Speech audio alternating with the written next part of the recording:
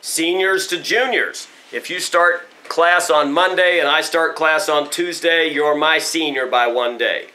As long as our training regiments don't stop, you're always going to be my senior. If I train in the dojo, whatever, 40, 50 times a month, and my senior only trains 1 time a week or 4 times a month, he's still my senior because he is adhering to the minimum time in grade requirements. All work off 1 class, 1 day per week. Okay? So if he stops training for an entire month, I then become the senior by 1 day. And then 2 months would be 1 month and 1 day, and so on and so forth. Okay? However, it's not about being senior in the dojo, it's about acting senior in the dojo.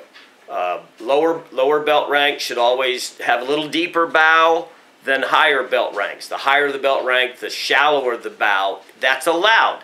If a student has no ego and a good spirit, they'll usually return a bow in the same depth that is performed to them. Remember, this isn't worship, this is simple acknowledgement.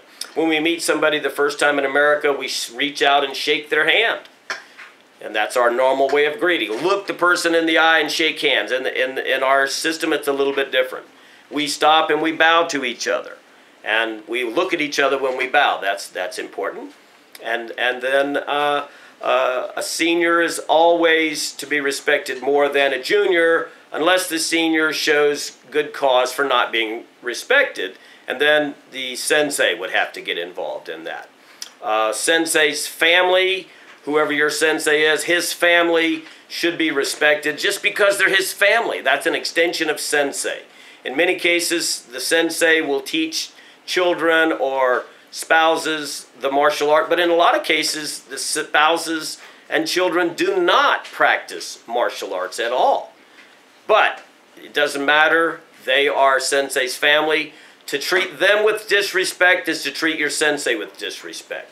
To treat them respectfully is to show respect to your sensei. This is the only way it can be seen. To argue against that is nothing more than pride rising up in an individual. So, seniors to juniors, juniors should always be respectful of seniors. If a senior is a black belt, they have the ability to correct that student and help that student in techniques, and also to discipline that student when the case warrants discipline. If a student is disciplined by an assistant or a black belt and they feel their discipline was unwarranted, the correct procedure is to accept the discipline, do the push-ups, and then file a protest with the sensei for your matter to be taken in regard.